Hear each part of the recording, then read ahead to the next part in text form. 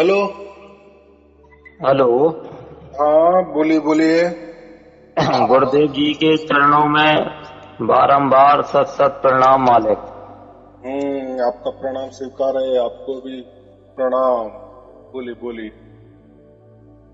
ये कह रहे महाराज जी, सार शब्द की प्राप्ति हमें हो गई अरे वाह, आपकी बहुत कृपा अच्छा। से। सार शब्द की प्राप्ति हो गई और वो भी 24 घंटे हो गई महाराज जी। अरे वाह, बहुत अच्छे बहुत अच्छे। हाँ, मतलब कुछ भी करें, कहीं भी जाएं, कुछ भी करें, बराबर उसका अनुभव महसूस कर रहे हैं महाराज जी। आनंद यही में होना है, चाहिए, यही बहुत होना आनंद है चाहिए। महाराज जी। हम्म। लेकिन महाराज जी, मेरा एक आपसे निवेदन है हाँ हाँ। कि जैसे शरीर में, अपने शरीर में आत्मा रहती है कि चेतना रहती है? देखो, बात ऐसी है कि उसको चेतना ही कहना चाहिए, आत्मा नहीं। बात ऐसी है, ये नाम दे दिए है। हाँ कोई कभी उसको आत्मा कहता है, तो कभी उसको मन कहता है, तो कोई उसको चित्त कहता है, तो कोई चेतना कहता है। इंग्लिश में उसको कभी कोई सोल भी बोल देता है, कभी स्पिरिट भी बोल देता है। तो ये नाम दे दिए हैं। और उसमें विश्लेषण किया गया है ग्रंथों में कि मन किसको कहते हैं। मन माने कि जो भौतिक है, माने जो आंखों से दिखता है, कानों से सुनाई देता है, या जो भी हम मस्तिष्क से विचार करते हैं, कल्पना करते हैं, यानी वस्तु का जो भी विचार करता है उसको मन कहा जाता है। और मन जो होता है वो सगुण या निर्गुण, ये दोनों के ही यहाँ रहता है, इसलिए उसको मन कहा गया है। अच्छा अच्छा। और जो बाकी हम जो बोलते हैं ना, चित्त चेतना, तो चेतना का मतलब होता है चैतन्य। चैतन्यशील माने कोई तो भी हलचल, यानी कोई तो भी अनुभव। जैसे अभी एक हवा है, हवा तो हमें दिखती नहीं ना, लेकिन हाथों में थोड़ी लग सकती है, शरीर में लग सकती है, महसूस होती है, अनुभव होती है।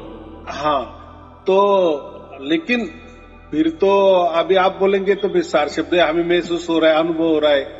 लेकिन सार शब्द की बात ऐसी है कि वो एक ताल, एक रस, एक लय में बराबर निरंतर अखंडित, उसमें कोई बदलाव नहीं। बराबर। अगर किसी को 24 घंटा होता है तो किसी को नहीं भी होता है, थोड़ा होता है, लेकिन जो होता है 1 घंटे के लिए होता है, या बाद में वो 24 घंटा भी हो जाता है, लेकिन उसमें कोई परिवर्तन नहीं है। जिसको 1 घंटा भी हुआ ना, तो वो जो झलक है, वो जो अनुभव है, वही 24 घंटे में वैसा के वैसा है, कोई बदलाव नहीं, कोई बदलाव नहीं, कोई बदलाव नहीं। लेकिन ये जो हवा का है ना, ये तो बदलाव है ना, कभी लग सकती है, कभी गर्म हवा, कभी ठंडा हवा, कभी कम कभी ज्यादा, यानी बदलाव। जहां जहां भी बदलाव आता है ना, तो हम उसमें कहते हैं कि वो कोई आत्मा की बात नहीं है, वो मन की बात है, शरीर की बात है, बॉडी की बात है। या प्रकृति जो है ना, वो बॉडी से महसूस किया जा सकता है। यानी पंच ज्ञान इंद्रिय, पंच ज्ञान इंद्रिय, मन, बुद्धि, चित्त, अहंकार जो हम कहते हैं ना, इससे ये प्रकृति अनुभव होती है। तो चित्त माने ही चेतना होती है। चित्त और चेतना का मतलब एक ही है, चैतन्यता। उसको प्रत्यक्ष शब्द क्या है? चैतन्यता, यानी कुछ तो भी है, कुछ तो भी है, इसको हम चैतन्यता कहते हैं। अभी आपका सवाल ऐसा है कि चैतन्यता या चेतना और आत्मा में क्या फर्क है?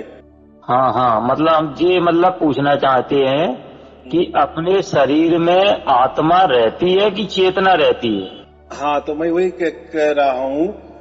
तो अभी मैंने कहा ना, मन बुद्धि चित्त अहंकार, ये सब प्राकृतिक बातें आ गई। ये सब प्रकृति बातें आ गई, लेकिन इसके परे जो होता है वो होता है आत्मा। अच्छा। और चित्त, चेतना और मन ऐसा समझो एक ही बात है। देखो जो मुर्दा होता है उसमें कोई चैतन्यता होती है क्या? नहीं होता, नहीं होती। या उसको कोई चित्त होता है क्या? हम बोलते हैं ना जीवित आदमी को, अरे थोड़ा चित्त या ध्यान या मन लगा बरं तू, तेरा अभी चित्त कहीं तो भी ठिकाने पे नहीं लग रहा है, तेरा चित्त ठिकाने। चित्त माने ही एक प्रकार का मन है, लेकिन मन या चित्त हो ये किसमें हो सकता है? जीवित आदमी में हो सकता है ना, जिसमें चैतन्यता है। हाँ। जो चैतन्यशील है यानी जीवित है, यानी जीवित है। तो ये सब मन का प्रकार है, प्राकृतिक प्रकार है, जिससे आत्मा परमात्मा का कोई भी संबंध नहीं है। तो चित्त से या चेतना से आत्मा जाना जा सकता है।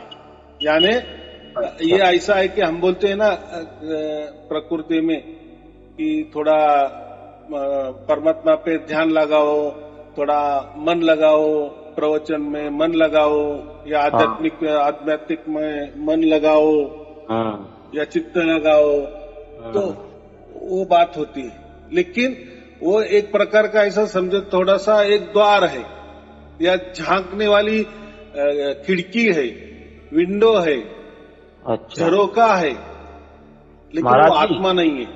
चेतना जो होती है ना वो आत्मा नहीं हो सकती। उससे मतलब उसमें इतना ही समझ में आता है कि इसमें चैतन्यता है, यानी आत्मा हो सकता है। जहाँ चेतना ही नहीं, चित्त ही नहीं, मन ही नहीं, कोई हलचल ही नहीं है, चैतन्यता ही नहीं है, तो हम क्या बोलते हैं? ये मर चुका है, इसमें आत्मा नहीं है। बराबर महाराज जी? हाँ। तो शरीर में चेतना है, आत्मा नहीं है। देखो मैंने क्या कहा है कि चेतना, चित्त, मन ये प्राकृतिक है। ये प्रकृति संभालते हुए या प्रकृति का ही सब कुछ इनको समझ में आता है, आत्मा को नहीं। इसका कोई संबंध नहीं है, प्रकृति से आत्मा का कोई संबंध नहीं होता। नहीं होता। ऐसा समझो कि चेतना माने ही मन, इतना पक्का लगो। लेकिन जीवित मन, मरा मन नहीं, मरा हुआ मन नहीं, मरा हुआ चित्त नहीं। तो जहाँ भी चित्त होता है, जहाँ भी चेतना होती है, वो आत्मा होता ही है। क्या बोलो? मतलब अपन उसको ऐसा भी बोल सकते हैं कि जो चेतनता है वो आत्मा है, जो चेतना है वो आत्मा की चेतना है। नहीं नहीं नहीं नहीं नहीं। अभी देखो किसी की गाड़ी खड़ी है, तो गाड़ी खड़ी है मतलब इसका कोई तो मालिक होगा, कोई बच्चा है इसका कोई तो बाप बीप होगा। तो जो भी जीवित आदमी है, जिंदा आदमी है, उसमें चैतन्यता है, माने उसमें कोई आत्मा होगी, है।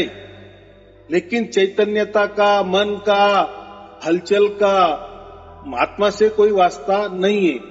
अगर आत्मा ही चैतन्यता हो गई या आत्मा ही मन हो गया, तो फिर आत्मा ये प्रकृति हो गया, आत्मा ये प्रकृति में आ जाएगा, संसार में आ जाएगा। लेकिन तो आत्मा ये अपना जो शरीर है, अपना जो शरीर जो ये चल रहा है, तो ये चेतना से चल रहा है। नहीं, चेतना माने हलचल। देखो अभी है हमारे अंदर आत्मा, इसलिए चल रहा है ना। आत्मा निकल गई तो चेतना स्थिर हो जाएगी ना, मन स्थिर हो जाएगा ना, स्टॉप हो जाएगा ना, चेतना का कार्य ही नहीं चलेगा ना। ऐसा समझो कि चेतना या चित्त एक कार्य प्रणाली है, लेकिन उसमें कोई आत्मा की बात नहीं है। लेकिन इतना ही हम समझ सकते हैं कि जहां भी हलचल है, चेतना है, चित्त है, मन है, तो उसमें निश्चित आत्मा है, बस इतना ही।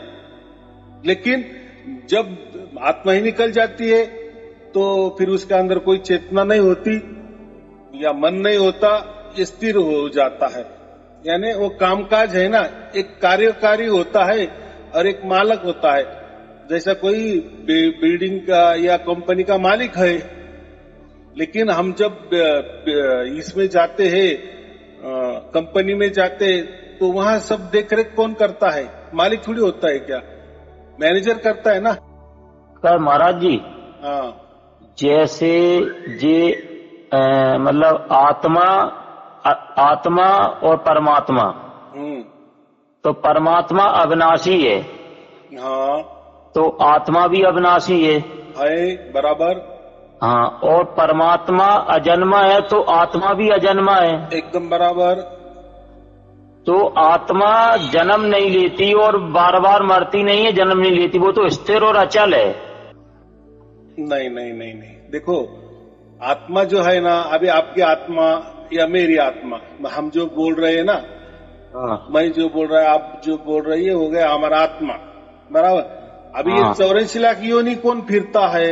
ये हमारा आत्मा ही पे घूमता है ना, फेरे लगाता है ना 84 लाख में। आपका आत्मा आपके फेरे लगाएगा 84 लाख योनि में। मेरा आत्मा अलग है, वो भी फेरे लगाएगा। हो सकता है मैं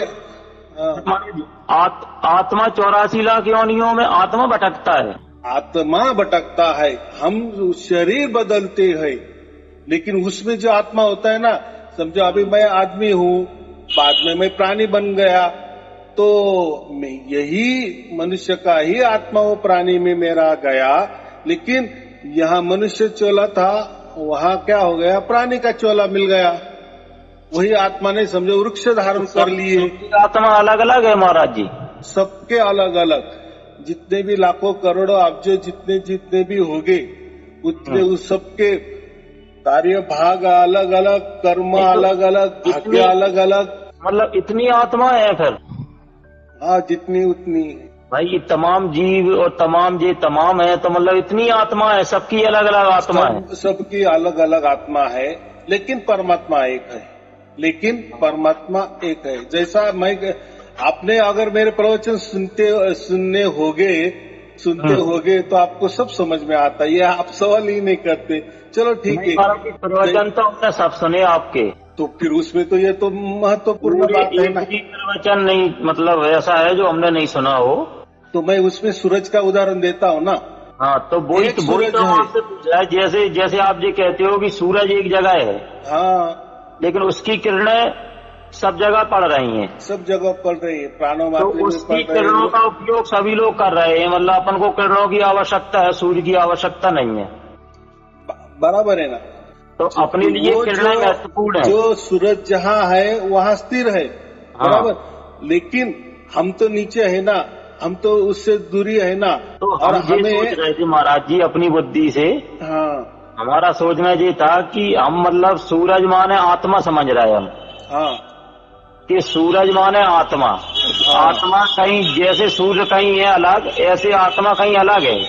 हाँ, कि जो किरणों रूपी चेतना है, हाँ, वो सब में है।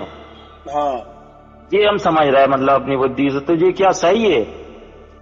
नहीं, देखो मैंने अभी क्या कहा कि एक सूरज है, लेकिन आपका जो घर है, मकान है, आपके आंगन में भी उसका प्रकाश आया है ना। सूरज किरणें आ गई, अपना वो प्रकाश किरणें आ गई ना। मेरा भी मकान है, मेरे भी सामने आंगन है, तो मेरे मकान के ऊपर भी वही सूरज है जो आपके मकान के ऊपर है। मेरे मकान के सामने जो आंगन है, उसमें जो सूरज का प्रकाश है या किरणें है, वही आपके मकान के सामने वाले आंगन में है। कोई फर्क है क्या? नहीं, मतलब हम ये कह रहे हैं कि लेकिन हम अलग है ना। हाँ। लेकिन हम तो अलग है ना, हमारा मकान भी अलग है, हम भी अलग है, आप अलग रह रहे हो। मैं कैसा उसका फायदा उठा रहा हूँ, आप उसका अलग फायदा उठा रहे हो, ऐसा मैं कह रहा हूँ। नहीं, तो मतलब हम ये कह रहा है गुरु जी कि जैसे आत्मा एक जगह है, जैसे सूर्य एक जगह है मान के चलो, हाँ, तो ऐसे ही आत्मा एक जगह है। तो आत्मा की जो किरणों रूपी मतलब आत्मा की चेतना, वो हाँ, चेतना से सभी लोग चल रहे हैं। तो फिर ऐसा होना चाहिए ना। समझो एक ही आत्मा है और हाँ, उसके ही किरणों से, उसके ही सबसे सब चल रहे, तो हाँ, फिर एक साथ सबका होना चाहिए ना। हाँ, वही तो हम पूछ रहे हैं, मतलब ये चीज सही है कि गलत है? गलत है। हम आत्मा अलग अलग है, हमारा कर्म धर्म सब अलग अलग है। देखो, आप अकेले जन्मे अकेले जाने वाले हो, मैं भी अकेला आया अकेले जाने वाला हूँ। हर एक का हिसाब अलग अलग है, हो सकता है आप 84 लाख योनि में गए होंगे, या मैं ऐसा समझो डायरेक्ट देवता होगा और देवता के बाद वापिस मैं मनुष्य शरीर में आया होगा। हो सकता है आप कोई पहले जन्म में प्राणी हो गए, यानी आपका 84 लाख योनि पूरा हो गया, आप भी मानव हो गए, यानी आपका आने का ढंग अलग, मेरा ढंग अलग, या उल्टा समझो, जो भी चाहे, यानी सबका सर्कल अलग अलग है, सबका सर्कल अलग अलग है, हर प्राणों में आत्मा अलग अलग है, सबकी बराबर आत्मा अलग अलग है। लेकिन हमारा बाप जो है ना, सबका बाप एक ही है, वो परमात्मा, उसको परमात्मा कहते हैं। अच्छा, तो महाराज जी शरीर में आत्मा आत्मा है ना, शरीर मतलब सबकी आत्मा अलग अलग, शरीर सबके शरीर में अलग अलग है, ये एकदम बराबर है। लेकिन मैं क्या कह रहा हूँ, अभी समझो, अभी हमारा मनुष्य देव है, बराबर, आप भी मनुष्य हो, मैं भी मनुष्य हूँ, लेकिन हम समझो मर गए, तो आप कोई प्राणी बन गए, मैं कोई प्राणी बन गया, बराबर, अलग अलग बन गए, लेकिन आपका वही आत्मा जो मनुष्य में था वही प्राणी में गया, तो आत्मा तो एक हो गया ना, लेकिन बॉडी अलग मिल गई। अभी पहली मानव वाली बॉडी मिली थी, अभी आपको प्राणी वाली बॉडी मिल गई। ऐसे आप 84 लाख योनि घूमते हो, माने 84 लाख जो बॉडी है अलग अलग मिलती, लेकिन उसमें जो आपका आत्मा एक ही होता है। आया समझ में? इसलिए आत्मा का जन्म नहीं होता, ये शरीर का जन्म होता है। अच्छा, बराबर, ऐसा शरीर का जन्म तो होता है, ये तो मतलब आत्मा का जन्म नहीं होता, उसका तो केवल ट्रांसफर होता है। हाँ, अभी लाख टक्के की बात की, उसका ट्रांसफर होता है एक शरीर से दूसरे शरीर में। हाँ बराबर, शरीर अलग है महाराज जी। हाँ, फिर आत्मा और परमात्मा में कोई अंतर है? आत्मा और परमात्मा में जैसे ये बताते हैं कि जैसे एक बाल्टी पानी है, तो एक बाल्टी पानी, वो एक बाल्टी पानी तब तक है जब तक वो बाल्टी में है, लेकिन वो ही बाल्टी का पानी अगर अपन ने समुद्र में मिला दिए तो उसके बाद में कोई ये नहीं बता सकता कि बाल्टी का पानी कौन सा है, समुद्र का पानी कौन सा है। हाँ बराबर, उस अवस्था में वो एक है। लेकिन जैसे ही उसमें से फिर किसी ने एक बाल्टी पानी भर लिया तो वो अवस्था अलग हो गई, फिर अलग अलग हो गए। तो चलो ऐसा आप समझेंगे, बराबर, माने आपने क्या ऐसा कह दिए कि अभी हम तो आत्मा है, यानी हम बाल्टी वाले पानी है, और समंदर जो है वो परमात्मा है, बराबर। तो हमने कोई ध्यान साधना के लिए कोई किए, जो भी करना है वो किए, तो अभी हम हमारी बाल्टी वाला पानी समुद्र में गया, तो हम समुद्र ही हो गए, यानी हम परमात्मा ही बन गए ना। मतलब ऐसे ही, मतलब आपसे पूछ रहे हैं, ये बात सही है कि गलत? तो अगर परमात्मा बन गए तो फिर अभी तो चलो, यानी फिर इसके पहले कभी न कभी आप परमात्मा होंगे, और कभी न कभी आप उससे बिछड़ गए, बराबर, यानी एक बाल्टी वाला पानी उससे अलग हो गया, टुकड़ा हो गया, तो परमात्मा का टुकड़ा हो गया, ऐसा हो गया ना वो फिर। लेकिन परमात्मा तो कभी जन्म ही नहीं लेता ना, परमात्मा तो कभी काटा नहीं जाता, वो तो परिपूर्ण है, उसको टुकड़ा नहीं किया जाता। परमात्मा का ऐसा है ना, लिखा है ना गीता में, आत्मा समझो, परमात्मा समझो, वो काटा नहीं जाता। आप ये कह रहे हैं परमात्मा जन्म नहीं लेता? हाँ बराबर, तो जन्म तो आत्मा भी नहीं लेती, लेकिन शरीर में आती है ना, प्रकृति में तो आती है ना, इसलिए तो हम अलग है ना। अगर हम परमात्मा ही होते तो फिर हमें अभी ये चोला हमको क्यों मिल गया, आपको अलग चोला क्यों मिल गया, मुझे अलग चोला क्यों मिल गया? अगर हम पहले परमात्मा के थे तो फिर परमात्मा से कैसे बिछड़ गए? ऐसा परमात्मा ने हमको क्यों जन्म किया कि परमात्मा से, यानी परमात्मा का हमारा टुकड़ा हो गया, तो परमात्मा का हम अंश है, परमात्मा का हम कोई टुकड़ा नहीं है, परमात्मा का अंश है। जैसा बाप का बेटा अंश होता है, हम क्या कहते हैं उसको, ब्लड रिलेशन, महाराज जी, जैसे समुद्र की लहर है, जैसे समुद्र में लहरें उठती हैं, तो अगर वो अपने आप को ये माने कि हम लहर हैं तो वो लहर है, लेकिन वो अगर ये माने कि हम लहर नहीं है, हम तो समुद्र हैं, चलो तो वो समुद्र है। मान लिए अभी आपको किसी ने बोल दिए कि भैया आप आत्मा नहीं हो, आप ही परमात्मा ही हो, बस इतना है ना, हम भूल गए ना कि हम परमात्मा है, हम भूल गए। तो आप भूल गए तो मैंने तो अभी तो आपको बता दिए कि यार आप परमात्मा हो। परमात्मा तो बहुत विशाल है, परमात्मा ने तो ये अनंत सृष्टि बनाई है और परमात्मा से सब कुछ चल रहा है, हम भी उसी से चल रहे, हर पत्ता हिल रहा है। तो अभी आपको तो मैंने बता दिया, आप तो परमात्मा हो गए, तो अभी आप में क्या फर्क पड़ गया, क्या अलग क्या पना हो गया? सिर्फ मालूम हो गया कि मैं आत्मा नहीं हूं, मैं परमात्मा हूं। उससे क्या हो गया? कोई आपको ज्यादा ताकत आ गई परमात्मा जैसी? परमात्मा ने इतने अनंत ब्रह्मांड बनाया, अभी आप कुछ बना सकते हो क्या? चलो आप भूल गए ना, आप आत्मा थे, लेकिन आप भूल गए कि आप परमात्मा ही थे, बराबर? आपको भूल हो गई और कोई गुरु मिल जाता है और वो बता देता है कि भाई तू आत्मा नहीं है तो तू परमात्मा ही है, बराबर? तो अभी तो समझ में आ गया ना कि आप परमात्मा हो। तो फिर परमात्मा जैसे शक्तिशाली कहने में और वहां में प्रैक्टिकल में अंतर है नहीं, जैसे समझने से थोड़े परमात्मा हो जाएंगे अपन। हाँ, अभी आपने कैसा कहा, ये तो समझने में और अनुभव में, जैसे अभी अपन सार शब्द का अनुभव कर रहे हैं, समझिए। लेकिन अगर कोई कह देवे, केवल बात बता देवे कि सार शब्द होता है, तो वो कहना चीज अलग है, लेकिन अनुभव का विषय अलग है। अनुभव का विषय अलग है। क्यों अलग है? तो इसके पहले परमात्मा नहीं था क्या? सार शब्द नहीं था क्या?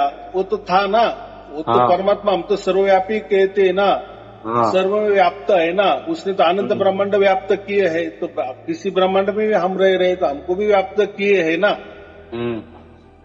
तो बात ऐसी है, तो उसने व्याप्त किए, तो इसीलिए हमको वो मालूम नहीं था कि हमारे अंदर भी परमात्मा है, अंदर बाहर भी परमात्मा, लेकिन हमें मालूम नहीं था ना। अब भी आपको मालूम हो गया और उसका अनुभव आप करने लगे। अगर वो पहले ही से था तो आपका फिर पहले से ही अनुभव होना चाहिए था ना। वो था, वो तो अनंत काल से है, वो तो सनातन है, वो पहले ही था, आज है और कल भी रहेगा। परमात्मा तो था, लेकिन हमको मालूम नहीं था ना, उसका अनुभव नहीं हुआ था ना। और ये जो अनुभव होता है ना, ये सिर्फ और सिर्फ मनुष्य देहों में होता है, बाकी देहों में नहीं होता।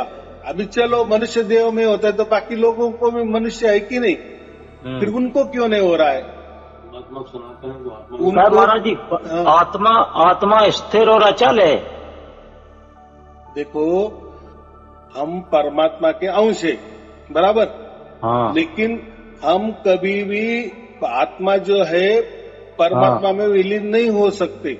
ये जैसे बनाया है ऐसा समझो, बनाया है ऐसा। मैंने बहुत सारे वीडियो में कहा है कि आत्मा से ही ऐसा समझो कि आत्मा ने ही कल्पना की, ऐसा समझो कि उससे थोड़ा बड़ा आत्मा उसने ये पूरे अनंत ब्रह्मांड चलाने को दे दिए, और बाकी छोटे छोटे आत्मा ये जो हम 84 लाख योनि घूमते हैं ना, इसमें लगा दिए। अभी आप करो काम, जैसा करना है वैसा कर्म धर्म करो, उससे हिसाब से आपका ये हो जाएगा। लेकिन जब आपको समझ आ जाएगा कि नहीं, ये कोई तो भी गड़बड़ हो रहा है, हम तो एक है लेकिन अलग अलग जन्म ले रहे हैं और दुखी है। तो जैसे हमारा शरीर का माँ बाप तो हमें समझता है, लेकिन ये आत्मा का तो कौन फिर बाप है या माँ बाप है? ये जब समझ में आ जाता है कि नहीं, हम परमात्मा के ही बच्चे हैं, परमात्मा के ही अंश है, परमात्मा अंशी है, हम अंश है परमात्मा के, बराबर? ये सब समझ में आता है तो बस सार शब्द की प्राप्ति हो जाती है तत्क्षण हमें। ये जब तक हम भूल गए थे, यानी हमें समझ में नहीं आता था कि हम कौन है, क्या है, हम खुद को मन ही समझते थे, खुद एक प्रकृति का हिस्सा ही समझ के चलते थे, बराबर। इसलिए तो दुखी होते थे। यानी माया ही हमारी माता है, या जो ब्रह्मांड चलाने वाला जो कार्यकारी अधिकारी है ना, वही हमारा पिता होगा।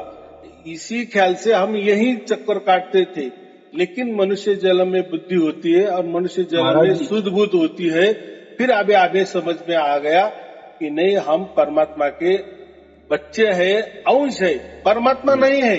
अगर आप बोलेंगे कि नहीं, मुझे समझ में आया कि मैं परमात्मा हूं, तो फिर आप एक परमात्मा हो गए, फिर मुझे ही समझ में आ गया, फिर मैं भी एक परमात्मा हो जाऊंगा, फिर सब परमात्मा ही हो जाएंगे। लेकिन परमात्मा तो अखंड है ना, परमात्मा तो अखंड है, उसमें तो कोई खंड नहीं पड़ सकता। लेकिन हम तो खंडित है ना, आप खंडित हो, मैं अलग हूँ, आप अलग हो।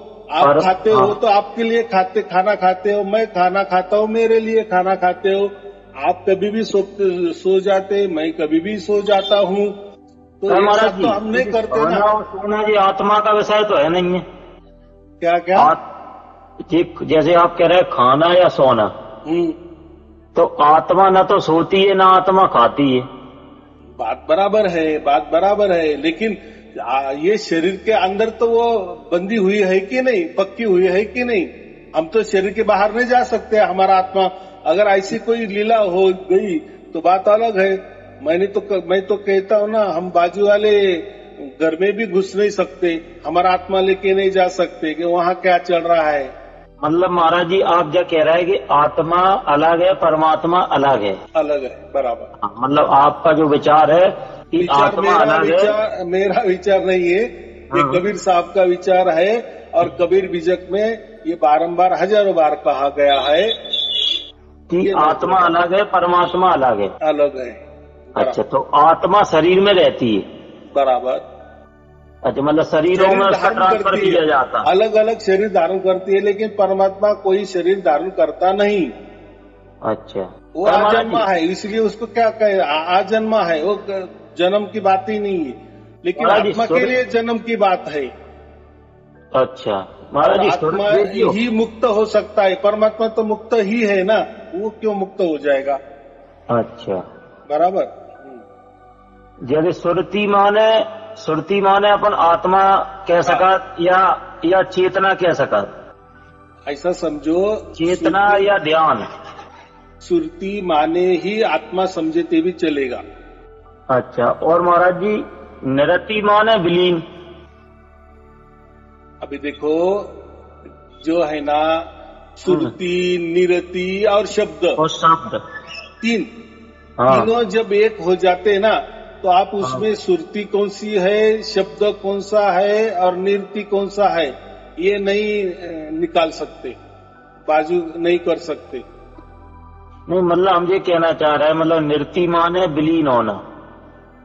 नहीं, तो सुरती उलट के शब्द में विलीन हो गई। देखो, एक प्रकार का निरति समझो, एक मार्ग ही समझो। अच्छा, सुरती माने एक देह समझो, एक निशाना समझो।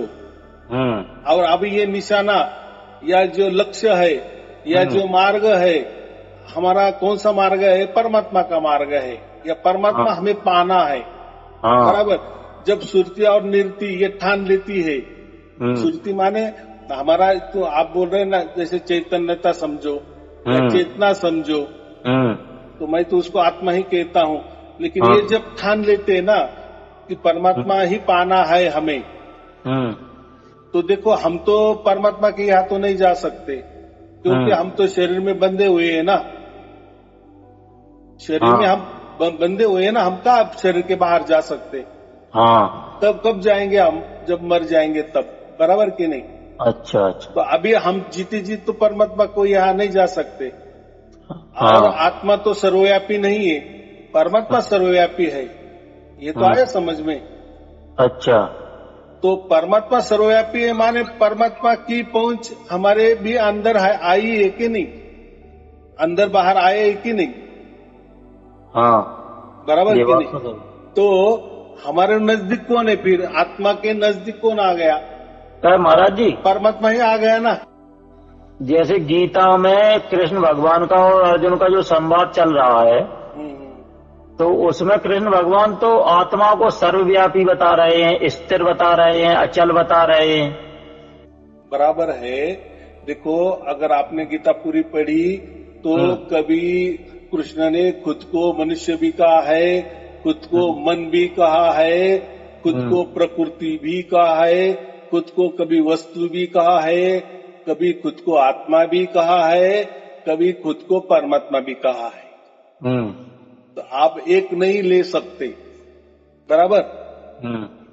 अगर सब कुछ अगर कृष्ण ने ऐसा कह दिए कि अर्जुन तू और मैं एक ही हूँ, तो फिर कृष्ण ने उनके अंदर सब अक्ल डालनी चाहिए थी। अगर एक ही है, मैं जैसा करूंगा वैसा तू कर, तो ऐसा हुआ क्या? फिर उसको क्या क्यों बोले कि तू धनुष उठा, ये कर वो कर? तो अलग अलग है इसलिए ना। अगर एक ही होता और वो साक्षात अगर परमात्मा ही होते तो वो तो कुछ भी कर सकते थे ना, कुछ भी। यानी अर्जुन की अकल ही ठिकाने पे आ जाती है 1 मिनट में। क्या परमात्मा के लिए क्या ये बहुत बड़ी बात है? क्या छोटी बात है ना? लेकिन ऐसा कुछ नहीं हुआ है।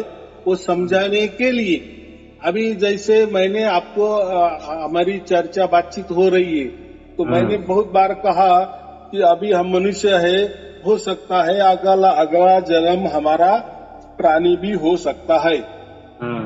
ऐसा मैंने कह दिए, आपने सुन लिए, बराबर। और मेरी बात आप किसी से भी बोल रहे हैं कि एक कोई साई अरुण जी है, नासिक में रहते हैं, तो ऐसे ऐसे बताते, तो जो सुनने वाला है वो क्या तक्षण क्या कहेगा? अरे वो तो परमात्मा की बातें करते हैं, मोक्ष की बातें करते हैं। हाँ, लेकिन अगले जन्म की बात कर रहा है बहुत। और ये तो बोलते हैं कि हम जैसे अभी हम मनुष्य है और अगले टाइम तो हम प्राणी हो जाएंगे। यानी उनको उनकी खबर नहीं, तो वो क्या मोक्ष वाली बातें करेंगे? यानी इनको मालूम है कि मैं अभी मनुष्य हूँ और अगले टाइम मैं प्राणी बनने वाला। तो ये क्या लोगों को मोक्ष की बातें? तो ये मैं आपसे बातचीत कर रहा हूँ ये समझाने के लिए। मैं अलग अलग उदाहरण देता हूँ, जैसे आपने भी मुझे अलग अलग उदाहरण दे दिए। एक बाल्टी में पानी ले लिए, समुद्र में डाल दिए पानी, और एक ही हो गया, आत्मा और परमात्मा एक ही हो गया। ऐसे तो ये जो बोलचाल है ना, ऐसे ही बोलचाल श्री कृष्ण जी अर्जुन से करते हैं, और अलग अलग फ्रेम में खड़े हो जाते हैं, बराबर। कभी जीव की भूमिका में, कभी आत्मा की भूमिका में, कभी जीवात्मा भी बन जाते हैं। तो लास्ट में क्या बोले कि तू मेरा ही नित्य स्मरण कर, अखंड स्मरण कर, तो मैं तुझे मेरे परम धाम में लेके जाऊंगा, बराबर। हाँ जी, वही। तो अगर आत्मा ही परमात्मा होती तो श्री कृष्ण ऐसे नहीं बोलते ना। तू अभी तूने जन्म ले लिया है, अभी तेरा कर्तव्य ये है, और मरने के बाद तुझे मोक्ष मिलने वाला ही है, तू कोई चिंता मत कर, तू कोई आत्मा बित्मा नहीं है, तू साक्षात परमात्मा ही है, मैं और तू एक ही हूँ, बराबर। बस इनको मार डाल, मैं अभी आदेश दे रहा हूँ। ऐसा होता है क्या? जैसे कोई बात का उसे अगर कह दे तो कहने में और अनुभव में, प्रैक्टिकल में अंतर है। तो ऐसा है, अभी कल का ही जो टाइटल था ना, कि सार शब्द माने परमात्मा के ये समंदर की शाही भी करे, जितनी बन रही है उसकी लेखनी भी करे, बराबर। और ये भूमिका समझो या पत्तों का कागज भी करे और लिखते जाए, तो भी नहीं लिखा जा सकता। सही है। तो हमने ऐसा कितना ही बातचीत की, तर्कों पे आधारित। हम क्या करें अभी, या मैं भी आपको क्या बता रहा हूँ, या आप भी क्या बातें बोल रहे हैं, तर्क आधारित मेरे समझ में आना चाहिए। मैं तो एक बाल्टी ले लिए, समुद्र में डाल दिए, तो उसमें तो पानी और समुद्र तो एक ही हो गया। ये हो गया तर्क की बात। लेकिन प्रैक्टिकली अलग है ना। प्रैक्टिकल में ऐसा नहीं है। आत्मा की जगह है, परमात्मा की जगह है। अच्छा। बराबर। जैसे हम रात को सो जाते हैं, सभी सो जाते हैं, बराबर, लेकिन दिन में कितना कार्यकलाप करते हैं, कोई दुकान पे जाता है, कोई सर्विस पे जाता है, हर किसी का काम अलग अलग अलग अलग थलग है, बराबर। और रात को सब सो जाते हैं, और सो भी जाते हैं तो सब भूल भी जाते हैं, बराबर। गहरी निद्रा में तो मैं मनुष्य हूँ या स्त्री हूँ, मैं कोई आमिर हूँ या गरीब हूँ, वो भी सब कुछ भूल जाते हैं कि नहीं। तो ये प्राकृतिक देन है, तो हम प्रकृति में रहते हैं ना, तो प्रकृति के हिसाब से चलना पड़ता है ना। वहां तो तर्क भी काम नहीं आता हमारा, बराबर। कैसे आपने सोचा कि मुझे सोना ही नहीं है, तो नहीं, टाइम होने के जो जैसा टाइम हो जाएगा सोने का, वैसा आप बराबर आपको नींद आएगी ही, बराबर, आपको बराबर भूख लगेगी ही, बराबर। तो ये जो बातें, इसको हम क्या कहते हैं, प्राकृतिक बातें कहते हैं ना जी महाराज। इसको तर्क वाली बातें करते हैं, तर्क से जान सकते हैं कि ये ऐसा होता है, हो सकता। लेकिन परमात्मा के बारे में तर्क में नहीं बैठता परमात्मा। ये परमात्मा जो है तर्कातीत है, क्या बोलते हम, तर्क का विषय नहीं है, तर्क का विषय नहीं है। मैंने कितनी बुद्धि परमात्मा बातें की है, या अपने भी बारीक बारीक बातें की, तो हमारा एक नहीं हो सकता, लेकिन हमारा अनुभव जो होगा ना, वो एक हो जाएगा, वो एक होगा। महाराज जी, हाँ, आपके चरणों में मेरा बारम्बार चरण स्पर्श महाराज जी। हाँ, आपका प्रणाम स्वीकार है, बोलो। आपके आशीर्वाद के लिए महाराज जी हमने फोन किया था। हाँ, कि हमें सार शब्द की महाराज जी प्राप्ति हो गई थी। हाँ, और हम बहुत दिनों से सोच रहे थे कि महाराज जी से आशीर्वाद ले लें। बहुत तो आज हमारी आपसे बातचीत हो गई महाराज जी, हमें बड़ी खुशी है महाराज जी। बात ऐसी है, देखो बहुत सारे लोग मुझे बोलते हैं कि आप हमें सिर्फ सार शब्द दे दो जी, बस काम हो जाएगा, जिसकी तलाश में हम 40 बरस भटक रहे हैं। ठीक है, अगर ऐसा मैंने समझो कि सार शब्द ही दे दिया आपको, ऐसा कोई तो भी मैंने कर दी चालाकी, ये ले सार शब्द जी। लेकिन मुझे मालूम है उस दिन आपको खुशी हो जाएगी, लेकिन दूसरे दिन आपको बहुत बड़ा संशय आ जाएगा। अगर सार शब्द इतना बड़ा परमात्मा हम कहते हैं, और ये वो आदमी ने मुझे 1 मिनट में बता दिए, और मुझे वो सार शब्द भी प्राप्त हो गए, विश्वास नहीं होगा आदमी को, कैसा विश्वास हो जाएगा। तो इसीलिए सार शब्द के साथ साथ प्रवचन भी है, बराबर। और वो भी जाने दो, चलो प्रवचन तो एक प्रकार की कला है, कलाकारी है, बराबर कि नहीं। जो भी अच्छा वक्ता होता है वो तो मीठी मीठी या मीठी बातें करके भी लोगों का दिल जीत लेता है, बराबर। लेकिन अभी मैंने इसके आगे एक तरकीब क्या निकाली, मैंने सार शब्द भी दिए, बराबर, उसके उपरांत मैंने 1000 प्रवचन भी किए, और मैं जो भी बोल रहा हूँ इसके लिए मैंने प्रूफ भी दिया, सबूत भी दिया। महाराज जी, आपके प्रवचन सुनने से ही मुझे ज्ञान की प्राप्ति हुई, हम लोगों से बातचीत भी कर सकते हैं। अगर आपका प्रवचन नहीं सुनते तो हमें कुछ ज्ञान नहीं था महाराज जी। हाँ, तो अभी ऐसा है, अभी आप तुलना कौन सा इस पे कर रहे हैं कि जो गुरुआ लोग होते हैं ना, हाँ, तो उनकी तुलना आप मेरे से कर रहे हैं कि उन्होंने हमें कुछ नहीं दिया। देखो, वो जो गुरु लोग होते हैं ना, वो कोई पंथ चलाने वाले होते हैं, कोई संस्था चलाने वाले होते हैं, कोई धर्म के होते हैं, पंथ के होते हैं, संप्रदाय के होते हैं, या उनका जो भी कोई विचार, एक अलग विचार या एक अलग विचार सरणी या अलग कल्पना, वो इस पर ही बातें करेंगे। और हर गुरु शिष्य ही बनाएगा, और हर शिष्य के लिए गुरु ही परमात्मा होता है। ये तो बात बराबर की नहीं? क्यों? तो उसने उसको ज्ञान दिए ना। और शरीर का, यानी ऐसा समझो शरीरधारी सामने था, और अब ये जो शिष्य है वो भी शरीरधारी, तो दोनों बात। और शिष्य जो गुरु भी, वो भी हाँ कहेगा ना कि हाँ मैं ही हूँ, परमात्मा हूँ, लेकिन किसके लिए? उनके लिए, उस शिष्य के लिए वो गुरु परमात्मा हो जाता है। अभी चलो, अभी ये मेरी बात कर लो, अभी मैं तो किसी को बुलाता भी नहीं है, या किसी के यहाँ भी जाता है, ना कहीं जाना, नहीं कहीं आना, नहीं कहीं खर्चा। अभी खर्चा माने क्या? जैसे कोई लोग बोलते हैं ना, अरे आपको परमात्मा पाना है ना, तो एक ओरिजिनल घी जो होता है ना, असली घी का दिया जलाओ, कोई 3 बजे उठ जाओ, ये ध्यान करो, वो ध्यान करो, या कोई हिमालय में चले जाओ, या शांत एकांत स्थली चले जाओ, या उसके लिए कोई अलग मकान बनवाओ, यानी खर्चे की बात करेंगे वो, बराबर। ये करो वो मत करो, ये कोई बंधने भी लगा देते हैं, बराबर। आपने महाराज जी ये कहा है कि कोई भी गुरु किसी को परमात्मा की प्राप्ति नहीं करवा सकता, केवल भेद बता सकता है। तो महाराज जी जो है, हम तो आपको ही परमात्मा मानेंगे, आपकी वजह से ही हमें परमात्मा की प्राप्ति हुई है, तो हम तो आपको ही मानते हैं। हाँ, अभी क्या हो गया इधर, मैं वही बोल रहा हूँ। तो शिष्यों के लिए वो जो देहधारी है वो एक गुरु है, बराबर। और मैं जो भी बोल रहा हूँ, मैं एक मार्गदर्शक हूँ, एक पोस्टमैन हूँ। मैंने आपको देखो, गुरु कौन कहता है खुद को?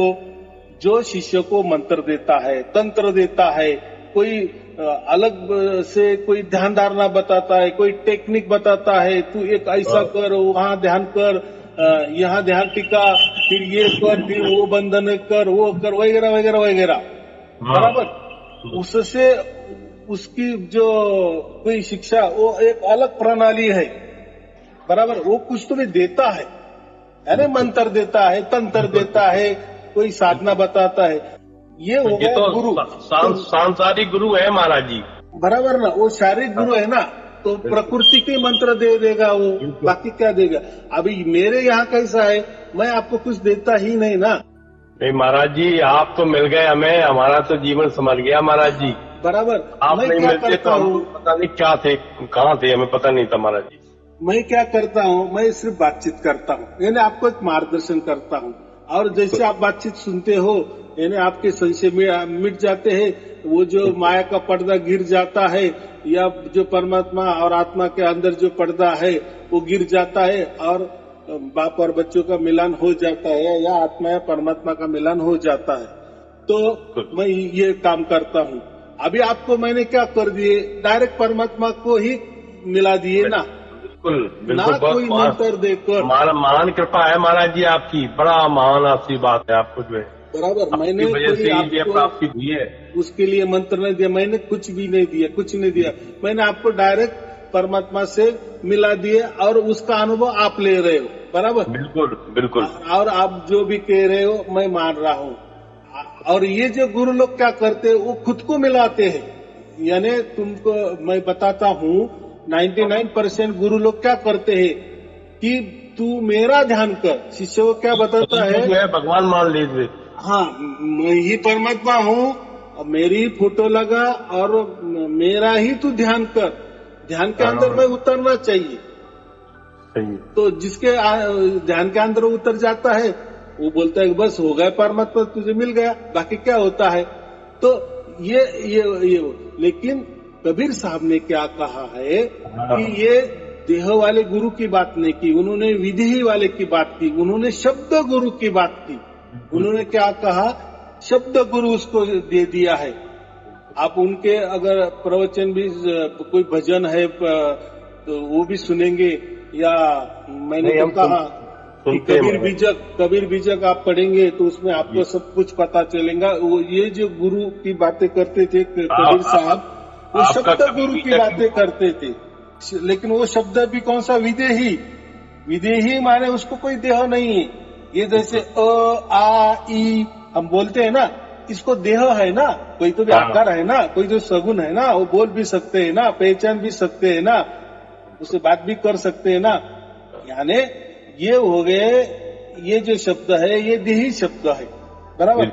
लेकिन कबीर साहब ने विदेही शब्द की बात की, यानी उन्होंने वो शब्द गुरु की बात की जो विदेही है, पावन अक्षरों से परे है महाराज। तो वो जो शब्द गुरु की बात की, तो उन्होंने कोई ये देहधारी गुरु की बात ही नहीं की, यानी हद के गुरु की बात ही उन्होंने नहीं की। ये जो बाकी जो गुरु लोग, ये हद के गुरु है, यानी शरीरधारी है।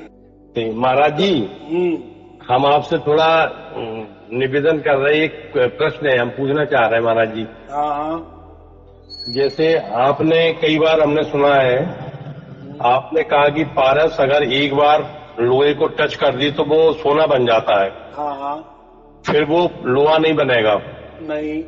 अगर एक बार परमात्मा की प्राप्ति हो गई, यानी सार शब्द की प्राप्ति हो गई, परमात्मा ने आपका हाथ पकड़ लिया, फिर तुम कुछ भी करो, फिर वो हाथ तुम छुड़ा नहीं सकते। बराबर। तो महाराज जी हमारा क्वेश्चन ये है कि मान लीजिए हमें सार शब्द की प्राप्ति हो गई, परमात्मा की प्राप्ति हो गई। अब सार शब्द की प्राप्ति होने के बाद अगर हम बैठ के ध्यान करें, ध्यान नहीं करना मतलब बैठ के सुने, हम जैसे लेटे लेटे सुन रहे हैं ऐसी तरह बैठ के अगर हम सार शब्द की सुने तो फिर क्या हम जो है माया में चले जाएंगे क्या? नहीं चले जाएंगे, क्योंकि आपने जागृति में ये किया ना। हाँ। लोग क्या करते हैं, अभी चलो आपको तो प्राप्ति हो गई जी, तो अब फिर क्या करेंगे, फिर उसका ध्यान करने की कोशिश करेंगे। जो भी वो सुन रहा है ना, जो आ रहा है ना, उसको सुनने की कोशिश करते रहेंगे। फिर उसमें 1-2 घंटा बैठेंगे। जो भी 1-2 घंटा हम शरीर के साथ बैठते हैं ना, वो होता है ध्यान। बराबर। उसके लिए मन की जरूरत है। मन और शरीर तो एक ही बात है। मन एक जैसे सॉफ्टवेयर है, ये मन ये थोड़ा शरीर का निर्गुण भाग है। तो ये जो है ना, अभी आपने कहा ना कि हमें तो 24 घंटा हो गई। अभी 24 घंटे तो आप बैठ तो नहीं सकते ना। नहीं बैठे ना आप? नहीं बैठे। तो आप चलते फिरते घूमते काम करते, वो शब्द तो आप सुन रहे हो ना। हाँ, सुन रहे माने उसका अनुभव तो कर रहे हो ना। बिल्कुल बिल्कुल। तो फिर उसके लिए ध्यान करने की क्या जरूरत है? अभी आपका सवाल ऐसा है, समझो हम ऐसे बैठे हैं और हमको ऐसा लगा कि चलो अभी ऐसे आनंद में और बैठेंगे थोड़ा एक, वो चल सकता है ना, वो चल सकता है। वहाँ आप कोई ध्यान नहीं कर रहे हो। अभी आपको खाली टाइम है, आपको केवल बैठना है, बस सुनना है बैठ के जो है। हाँ, अभी एक खाली टाइम है आपको। बराबर। और चलो अभी कुछ काम नहीं है तो अभी बैठे तो थोड़ा ध्यान करेंगे। लेकिन अभी ऐसा है, इसमें अगर आप ध्यान करेंगे ना, तो अभी ये ध्यान कैसा करना, उसका ध्यान कैसा करना ये मैं बता रहा हूँ। बाकी जो ध्यान होते हैं ना, वो कैसे होते हैं, ऐसे बैठो, ऐसे जो हम बोलते हैं ना, पिछले वाला पीठ का जो हड्डी है उसको सीधी करो, रीढ़ की हड्डी सीधी करो, वगैरह वगैरह, एकदम ये सिंहासन में बैठो, ये आसन में बैठो, ऐसा ही बैठो, ऐसे हाथ रखो, वैसे। तो ये इसमें नहीं करना, ये नहीं करना।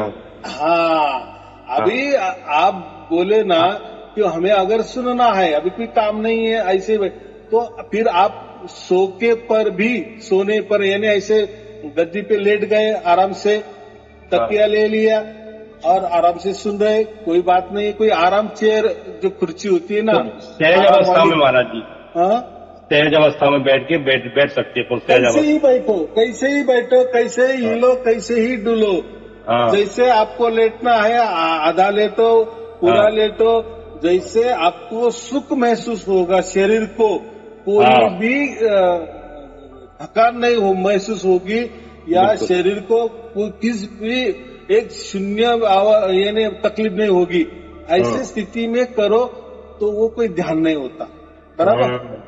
बस महाराज जी, बस हम ये आपसे जानना चाह रहे थे महाराज जी, आपके बड़ी कृपा है महाराज जी। महाराज जी, हाँ बोलो। हमें थोड़ा आशीर्वाद आप दे दो, बस हम इसीलिए हमने आपसे बात करी कि महाराज जी का आशीर्वाद हम ले लें। नहीं, बात बराबर है, बात करनी ही चाहिए जी। तो मुझे इतना ही कहना है, तो हो सकता है किसी को 2-4 प्रवचन में मिल जाता है सार शब्द, किसी को 10 प्रवचन में, किसी को 100 प्रवचन में। तो बात ऐसी है, प्रवचन तो ज्यादा है ना। तो ये जो आपने सवाल उठाया ना, तो इसका जवाब मैंने बहुत बार दे दिए। तो अभी तो जो पाना है वो पा लिए। लोग क्या करते हैं, अभी तो पा लिए, अभी क्या प्रवचन सुनना। तो मैंने कहा ना, ऐसा पा लिया और बाद में प्रवचन नहीं सुने, तो कोई आदमी ऐसा आपको मिल जाएगा ना, तो आप वापिस भ्रमित हो जाएंगे। बिल्कुल। हाँ, तो फिर इसीलिए भ्रमित ना हो, इसलिए आगे वाले प्रवचन सुनना। नहीं, हम महाराज जी आपकी बात पूरी तरह समझ गए, बिल्कुल जो है। हाँ, अभी क्या होगा समझो, ऐसा आपने नहीं किया तो इतनी बड़ी जो भेंट जो परमात्मा ने हमें दी है, कबीर साहब ने हमें दे दी है, कबीर बिचौर के माध्यम में इसमें लिखा है, ये मैं जो भी बातें कर उसमें के बातें कर रहा हूँ। अगर किसी ने उसको गलत बोल दिए तो यानी ऐसा समझो, थोड़ा सा कल्पना करो, परमात्मा को ही गाली दिया जैसा हो जाएगा ना। सही बात, बिल्कुल बिल्कुल। और उसने क्यों ऐसा गलत बोल दिए? तो आप उसको जो उसका सवाल है उसका जवाब नहीं दे सके, बराबर। बिल्कुल। अगर उसका सवाल का जवाब देना है तो आपको प्रवचन सुनने पड़ेंगे। यानी आप अभी इतना ही ख्याल करो, आप कोई किसी गुरु के शिष्य नहीं बने हो, तो आप परमात्मा के भगत बने हो। हम तो महाराज जी आपके चेला है, आपके शिष्य हैं, आप हमारे सदगुरु हैं। एकदम बराबर है ना, मैं क्या ना बोल रहा हूँ, मैं गुरु तो हूँ, लेकिन ये गुरु जैसा गुरु नहीं हूँ, मैं भेदी गुरु हूँ। मैंने आपको भेद दे दी, मैं भेदी गुरु हूँ। और ये जो गुरु बाकी लोग है ना, महाराज जी हमारे लिए आप गुरु हो, सदगुरु हो और भेदी गुरु हो, सब आप मेरे लिए हो। देखो, सतगुरु का मतलब होता है परमात्मा।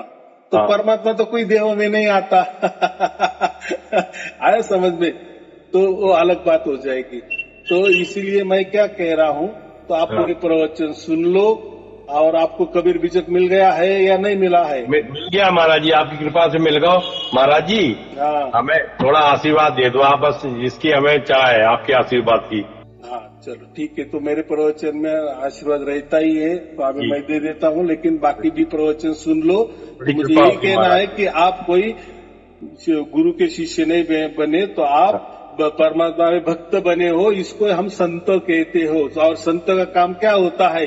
परमात्मा का ही प्रसार प्रचार करना, परमात्मा का करना, ना कोई अपना कोई पंथ का कोई धर्म का ये आगे करना।